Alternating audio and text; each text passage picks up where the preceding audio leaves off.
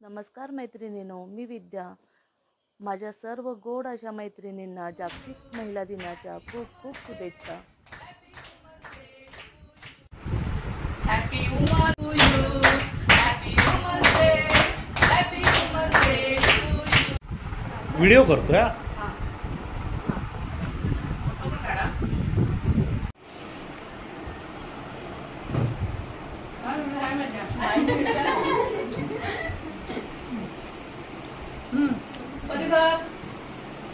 छोटे छोटे आधी वुमन्स लेडीजला वुमन्स नाही करते.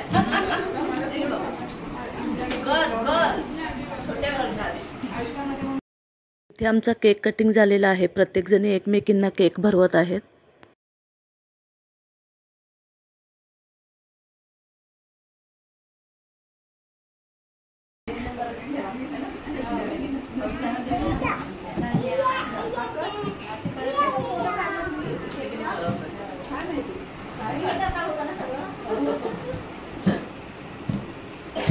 फोटो नाही काढला.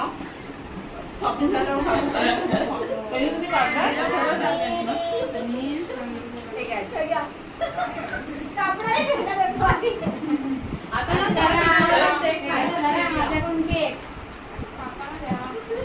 फोटोग्राफर पण केक द्या. नाही नाही, मी आपला आलोय. पैसे द्या, असं रोख.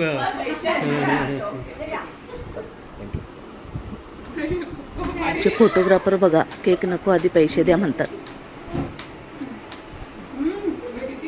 छान झालाय हा केक. मस्त आला, एकदम खुसखुशीत. फोटो काढते ना.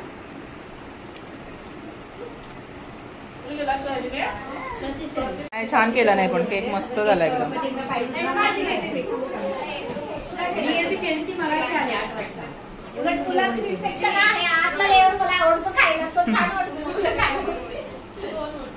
मला परवाच बोलली परीक्षा झाली काकाने बनवून देते ते आपण तिकडे आम्ही गेलो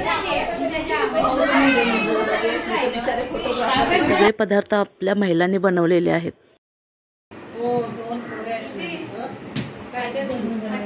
पावभाजी आणि काय आहे, पुलाव, केक, व्हेज सूप, शेवयाची खीर आणि नूडल्स.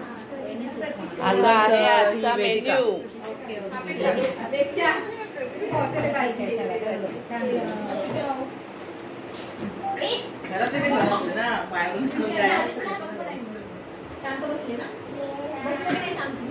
आम्ही हिला म्हटलं काय बनवलं केक तरी बनवू. नाही छान केला नाही पण केक मस्त झाला.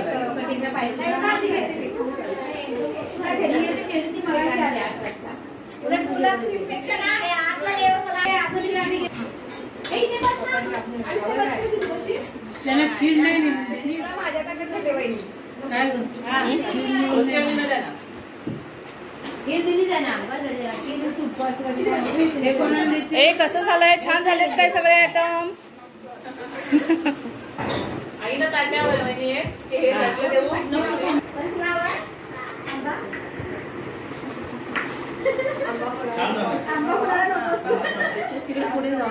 आजी तिथे जा. पर्याय वर्षा तू खाली बस जरा.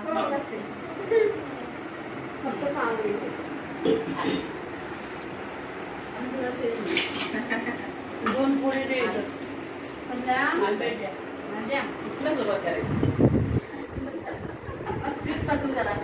या सर्वांनी जेवायला.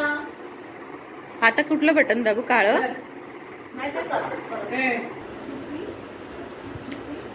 कसं झालंय जेवण?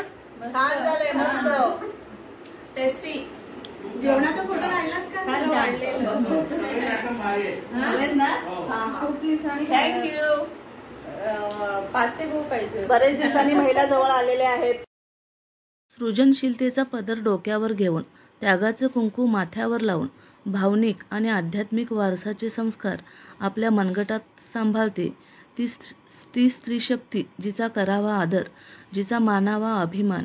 तिला सांभाळावं, जपावं आणि स्त्री शक्तीला पूजावं आपल्या मनातल्या देव्हाऱ्यात.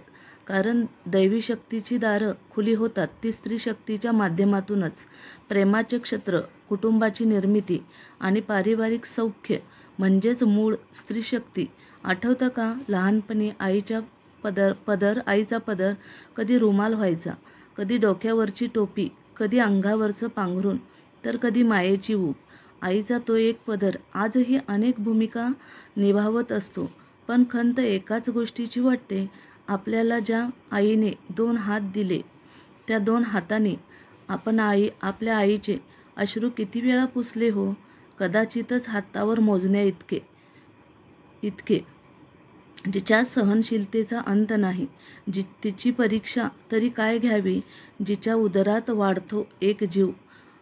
विना तक्रार माया करणं हा तिचा जन्मजात स्वभाव आहे.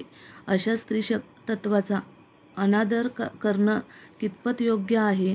आई असो, बहीण असो, मावशी असो, मैत्रीण असो, छोटीशी मुलगी असो, ती तर प्रत्येक रूपात निभावत असते की तिचं कर्तव्य. एका बाईचा जन्मच मुळात प्रेम देण्यासाठी, परिवाराला सांभाळण्यासाठी आणि आपलेपणाची मूठ घट्ट पकडून ठेवण्यासाठी होतो. कसा वाटला हा आजचा व्हिडिओ नक्की कमेंटमध्ये सांगा. धन्यवाद.